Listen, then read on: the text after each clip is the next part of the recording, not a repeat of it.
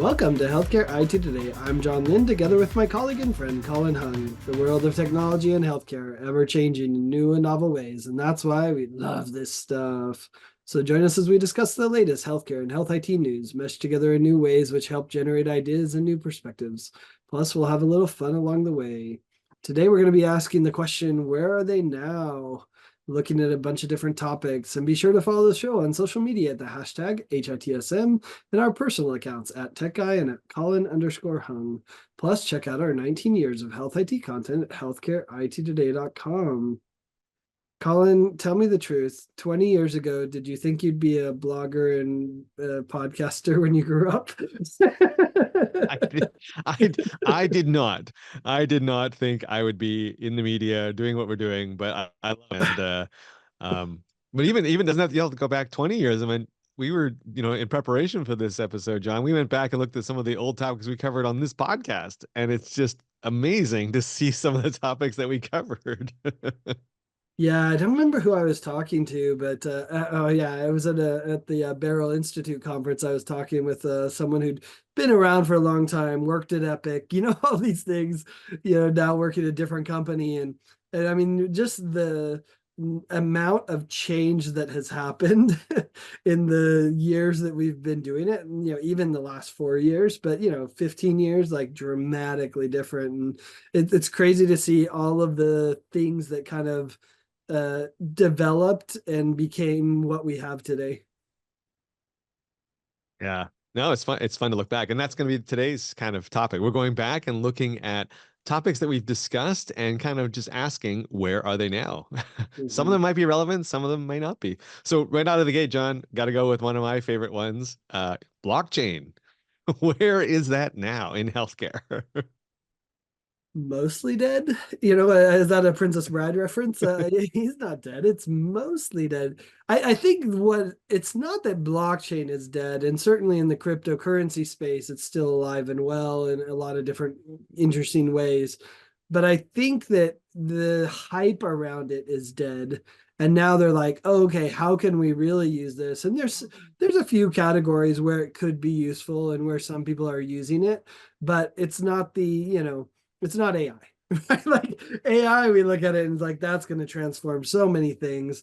Blockchain, it could be beneficial for a few use cases, but probably not well beyond that. And it's certainly not going to transform healthcare. So I would say, like Princess Bride, it's mostly dead. I like the reference. I love the reference. Yeah, for me, it was like one of the quickest hype cycle ups and downs in healthcare tech. I mean, there was so much hype when it first came out, and then it just dropped off the map for me. It just everyone just stopped talking about it. And I think, it's a good thing, right? In the sense of people tried to find a good use case for it. We didn't find any of it, and then we moved on. So, and I don't know if it'll ever make a return back to healthcare, but certainly I think we've proven that it's not a universally applicable software or solution to everything. So, yeah, that's a kind of a throwback to see that we had covered blockchain in the past. Yeah, I mean, having an immutable chain, that was powerful, and having it distributed, that's powerful. So I could see those ideas coming back in a different way, but not in their current form, where it's more expensive, it's slower, it's energy inefficient, et cetera, et cetera. So the next "Where are they now" topic, John, we talked about this a while back. Access to medical records. Where is that now? This is like a super frustrating topic. I mean, I was just reading, was it Grace Cordovano's post on LinkedIn talking about, hey, if you're a patient that needs access to your records, this is what you have to deal with. And it's a disaster and a mess. I don't know if we're not talking about it because access to those records has gotten better. You can go into a portal and see some, you can request it digitally and you can get access. It's very clear you deserve access and you have a right to access it.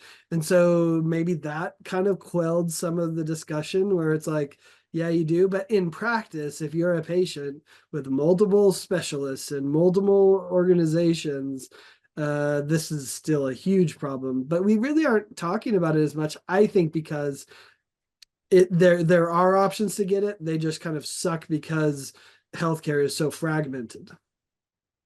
Yeah, I agree with you. I think I think in the context when we used to talk about it, you couldn't get access, or you had to pay these really, very high fees to get access to it, or it came on mediums that weren't useful for you. Like how many of us had a CD-ROM drive anymore, right?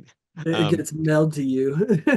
Right. So I think we've solved some of the problems. Like we don't hear the stories anymore about patients having to pay big fees to get their data or arriving on mediums that they can't actually use. I think so. To your point, I think we solved a lot of that, but it's still a very frustrating, very slow, very manual process. So that hasn't been solved. But I think I guess you can say, and not to say we've accepted it, but I think the sensationalist stories have gone away. Right now, it's just a more of like, yeah, and you got to go to 15 places to get your data, but everyone has to do that, not just patients. Like docs have to do this too. So, yeah, it's kind of where are we now? We got a little bit better, but we haven't got there yet, and we're not talking about it either. All right, John, let's move on to the next "Where are they now" topic, and that is physician reputation. Where are we now with that? Yeah, it's a challenging one because if you're a doctor, I think you're getting more and more reviews. I do think Google has kind of dominated that, Google Places and things like that, and the ability to just review it right there and have it incorporated in the results. So I think they've become quite dominant. So, I think the other problem is doctors aren't as interested in their reputation because a lot of the doctors are working for larger health systems. So the health systems care about their doctor's reputation kind of in this macro view, but when you don't own your own practice, you look at it a little different. Now, maybe it's also shifted. It was kind of a healthcare IT today topic because it was a health IT solution, new websites, new rating platforms, all of those things. But now it's more of a sway.health, our marketing topic, because those platforms, the review sites, et cetera, are more mature. So there are amazing companies doing this. We know Raiderate that works with us at Sway Health. They're built around this concept of following the reviews. Social Climb even does some stuff, and so it's a big topic. But I'd say it's shifted from kind of the individual physician to the macro health system that cares about it.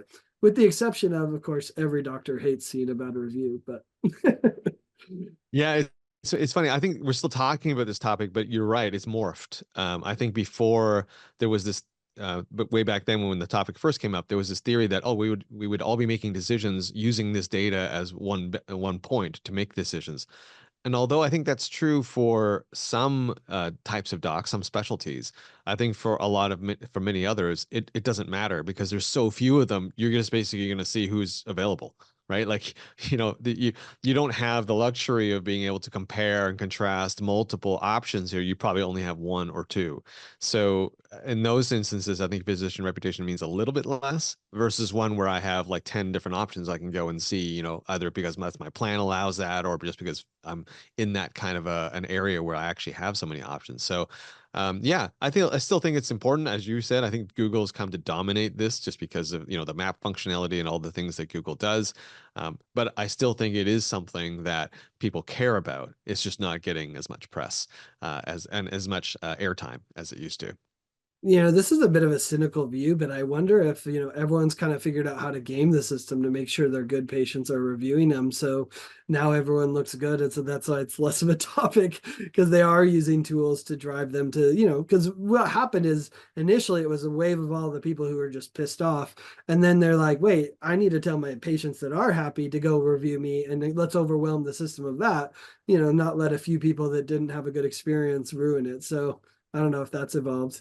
But it's interesting your point about the patients, not looking to them as much because they just don't have choice. How about the topic of consumerism? What have you seen kind of evolve in consumerism? Yeah, it's funny. That term itself, I think we've seen drop away. I don't think we use the term consumerism in health as much as we used to when we first brought this topic up. But I think the elements are still there, right? Like everything that consumerism was about, all the movement towards making it easier for patients to get to a doc, to schedule, to do all those things that were part of the consumer thrust, I think are still happening. We just don't call it consumerism anymore. It's just become part of healthcare, which I think is a good thing. Well, I think there's two ways that we look at consumerism too, which is when we talked about it, I think it was more like there's this movement, the consumer's going to have all this power. And I think we realized, well, the consumer could have some power, but the healthcare organizations still have most of it. And so it's changed. could we create a consumer experience? So we talk about that rather than consumerism, which was kind of this trend of like, oh, is the consumer going to take over healthcare and remodel it? And maybe AI will, if it ever gets good enough to replace the doctor, then consumerism will really come back into play, but it will still be called AI doc, not consumerism. I agree. I agree. And it's kind of related to another topic that was kind of helping that consumerism push. And that's, of course, John, retail health. That was a topic that, we spent some time chatting about. Where is that now? I mean, it's mostly dead again. It's there with blockchain. Like it'll probably recycle again in a couple of years. So that's the interesting thing is when you have so much money as a retail organization, you got to figure out where to spend it, and you can only have so many retail spots. So healthcare seems to have a lot of money. So I do think it's cyclical. It'll come back, unlike blockchain, which I don't think will come back in the same way. Retail health, yeah, it's mostly dead. We'll see a few, innovation ones. I remember one company that was putting clinics in banks. I thought that was fascinating. So we'll see little elements of it, but yeah, I think they don't like healthcare. I think yeah, I agree. I think the what was tried obviously didn't work out economically, but I did think it worked out in terms of I think people and patients appreciated it. I think they appreciated going to a Walmart and being able to see a doc for some common ailments and things like that. But I think from a financial point of view, clearly it didn't work out. So to your point, I think it will come back, maybe in a different form. Maybe it's all online. We're certainly seeing a lot of that happen, retail health like online. But yeah, I think right now we're not going to be talking about it for a few more years because I don't think it's coming back anytime real soon. Yeah, well, and it's interesting that correlates to telehealth as well, right? And the direct to consumer options and the availability. But here's another one, remote workforce. That's kind of was a hot topic. Of course, COVID pushed a lot of that topic. But it's interesting how that's evolved. For me, I actually see a lot of IT organizations in healthcare that are still open to it, and health IT organizations even are open to it, and kind of an embrace that fact. I see more and more IT professionals that are living in Oregon and working in LA, or living in Salt Lake and working in Stanford. I know specific cases of this, and I think it's beautiful that they're able to do that. And so I think again, it's kind of just become a standard. The macro discussion in the economy is back to office, but I think in healthcare it's much more nuanced. Although the ironic thing is, if you're a nurse, a doctor, a surgeon, you're going to be in person. There's not really a remote option, and that probably won't change for a while. Yeah, I think you're right. I think we are not talking about it because I think it's just become part of doing business in healthcare. I think there are some parts of the healthcare workforce that can work remote. I think a lot of IT staff, for example, they're like, listen, that precious office space, we need it for something else. So, you're working remote.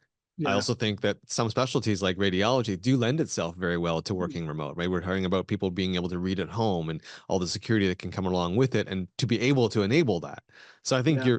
I think that's happening. But to your point, I think a lot of it also came back because it has to be in person. I mean, you need the people to be there in order to take care of the patients right there. So, just not. I think it's like some of the others we've spoken about. It's just become part of doing business.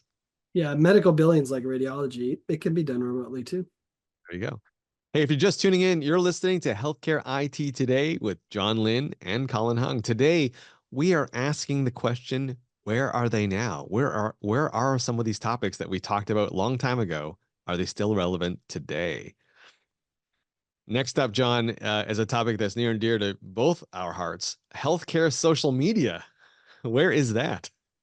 I mean, it is near to us because that's how we met, right? Like, would we have met if it weren't for healthcare social media? That's an interesting question. I think the answer is no, maybe at a conference, I guess. But yeah, it is fascinating. Like, when we were preparing for this, I'm like, when did I last write an article on social media and using it in healthcare? Decade. I don't know. It's been a long time. And it's not that we don't use social media, but I think we just know how to use it. So now there's not, we're not really covering and teaching people how to use social media. We get a little bit, right? There was a shift from X to LinkedIn that's kind of happened over time, but we kind of know how to use it. And, there's still occasional things that we'll see and do, but yeah, for the most part, it's just kind of part of the fabric of what we do, and we know how to do it. So we're not really talking about, have I seen a session at a conference about leveraging social media? That used to be all the rage, let's teach the doctors how to use it. Let's teach your HIM professionals how to use whoever, right? Like, and now, that would be kind of a funny session at a conference, except at our marketing conference, which is a different story. That's true. No, and I think to your point, I think obviously it was a hot thing for a while, and now it's just become part of business. I do think that there are still some small elements of that. I think there are some areas that we're still talking about how to leverage video more.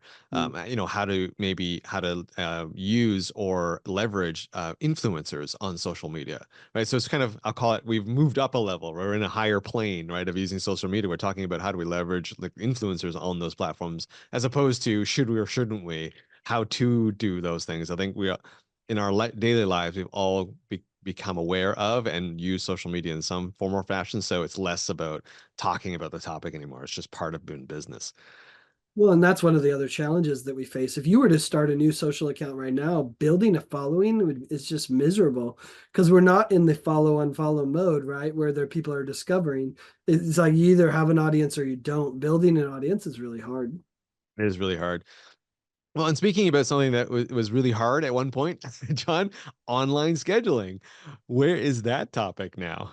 Yeah, I mean, you live, eat, breathe, and sleep this, so I'd love to hear what you think. But I'd say it's again, it's just kind of the fabric of what's happening, and most organizations have said, I need to have this option, at least for a number of different specialties or use cases.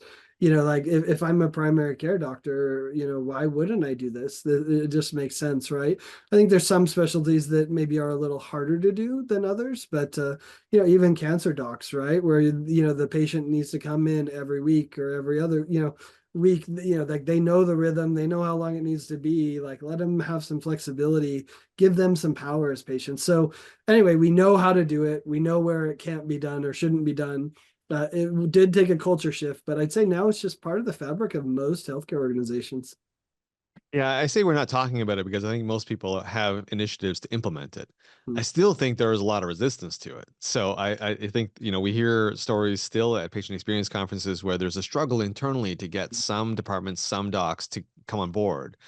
For a variety of reasons. They believe they want more control of the schedule. They don't have availability. There's a lot of reasons why or why not, but it has shifted where it's much more of an internal conversation around online scheduling as opposed to a macro discussion about whether or not this is a good idea and how to do it. I think most people know how to do it. They know what they want. Patients are very vocal about what they want and will walk, will vote with their feet if they can't get access to it. So I don't think we're talking about it as much Yeah. for good reasons.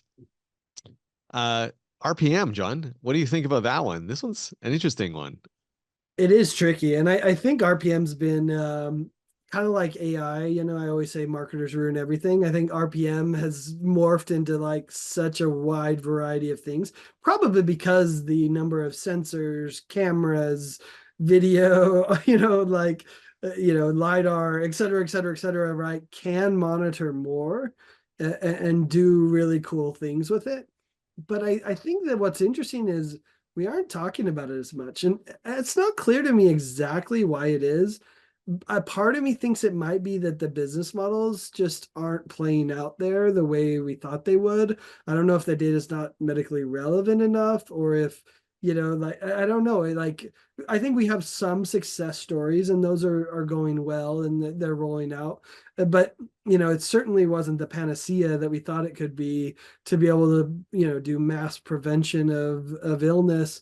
Again, does it need to be a little more medically relevant in what it's monitoring? Do we need the sensors and wearables to improve that way, and then it will blow up? Maybe is what we're waiting for, but I think there's some niche use cases that are powerful and they're seeing success, but certainly wasn't the broad adoption that I think many of us hoped for. I certainly agree with you that remote patient monitoring didn't live up to the potential hype that we associated with it or the potential benefits that we associated with it. But I'm going to disagree with you. I think this is still being talked about. And I still think this is a relevant topic today.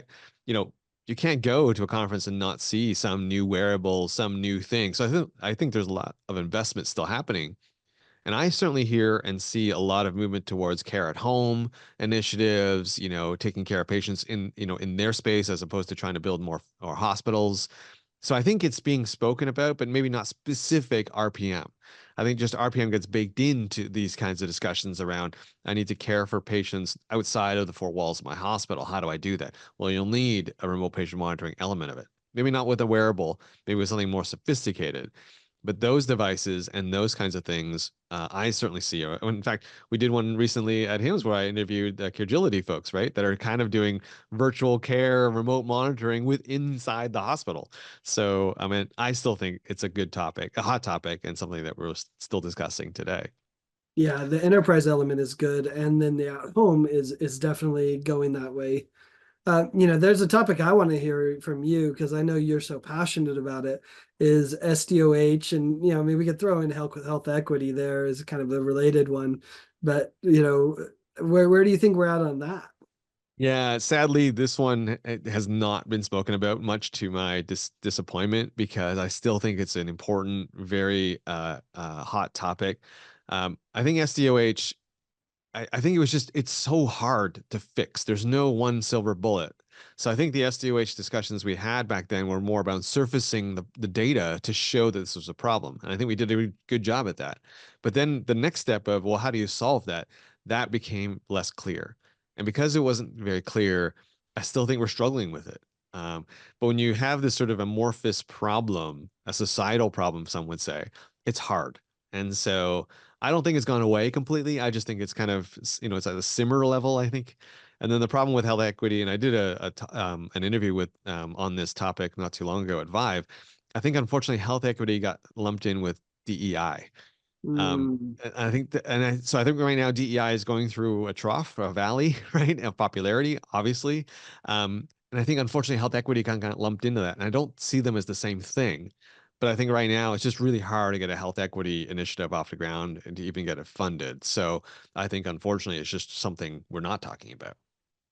Yeah, I think you're right to some degree as far as we talked a lot about SDOH and then we kind of said, oh crap, this is hard. Because not only do I need the data to inform what's happening in SDOH, but then I need the connections to the services to be able to solve what the data is telling you is the problem. And that becomes a much bigger problem. And how do we pay for it? And okay, let's deal with business models. So there are some companies still working with it. I saw Dell Sanders actually came out of retirement because he wants to work on this problem with I think it's called Unite Us, right? Is the platform. So there's some that are, I think, still simmering there that, are saying, hey, we are still focused on this. This is our mission. And yes, this is a really challenging problem, but can we connect this? So I actually think it could have a renaissance, which would be awesome, where hey, we do have enough data to solve this problem in a way, and we have the connections to the community that it could actually solve it. So I'm hopeful it will come back, but definitely it's become a problem. I'm interested in this one from you, John. Surprise billing is, Mhm. we talked about it for a while. It seems to have dropped off the map for me. What are your thoughts on that?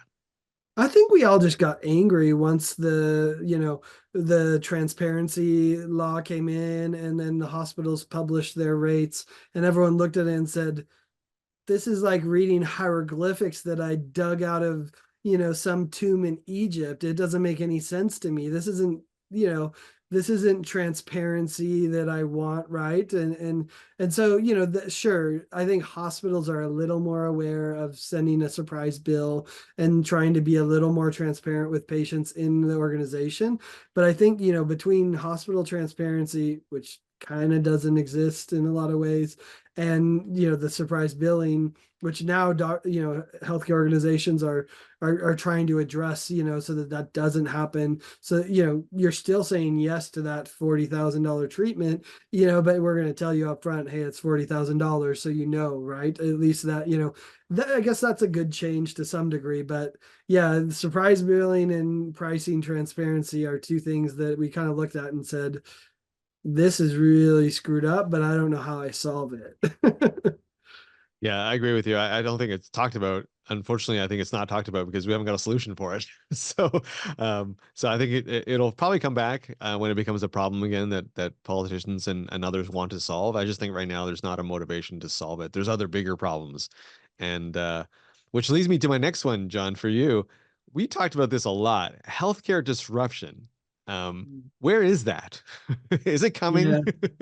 Throw it in with a digital transformation, that was in that same kind of category.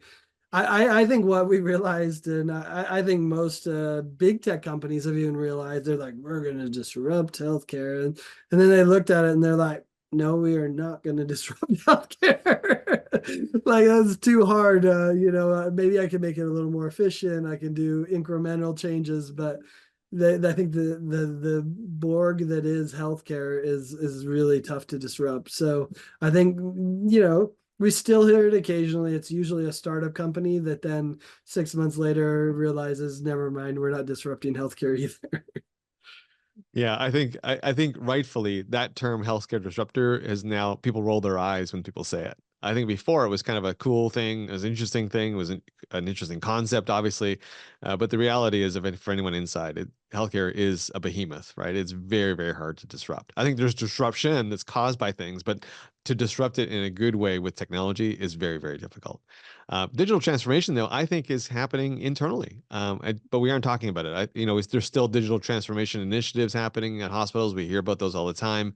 So I think it's happening, but it's quiet. It's internal. It's not really making the headlines. Yeah, for sure. Final one, John. Physician practices. Why aren't we talking about physician practices more? Do physician practices exist? I think they're kind of like the woolly mammoth, right? We heard about them. It's not fully true, right? But it's close because hospital and health systems bought up so many, private equity bought up so many. There are large group practices, so those ones are still somewhat autonomous, and often physician led. Although can they resist the pull of private equity? I'm not sure, right? Like, we'll see how that evolves. But what's interesting is everyone always told me it was cyclical. And it was for a long time, right? Build your practice, get bought out by the health system, then 2, 3 years later say, I don't like to work for the health system. Let's go back and build the practice again. But I would say over the last decade, I don't know a single person who's gone from a health system and built their own practice. And I think there's a lot of reasons why: the infrastructure, the regulatory environment, the reimbursement environment. I don't see much that's going to change that. The only exception might be the direct primary care, concierge medicine. We've seen a few people do that, right? But that's where they're shunning the system entirely and saying, let's go to direct to consumer. So I actually think the physician-owned practice is something that's rare, and we could create a special place for them if they've survived. I agree with you. I think DPC is probably the only area that we're talking about physician practices today. But can't disagree with you there, John. Hey, listen, thanks to all of you who tuned into this episode of Healthcare IT Today. You can find out more about our show by checking out the programs page on healthcarenowradio.com. And please share your voice and engage with the community at healthcareittoday.com and on social media using the hashtag HITSM. I'm Colin Hung with my friend and health IT collaborator, John Lynn. Thanks for listening and have a great week.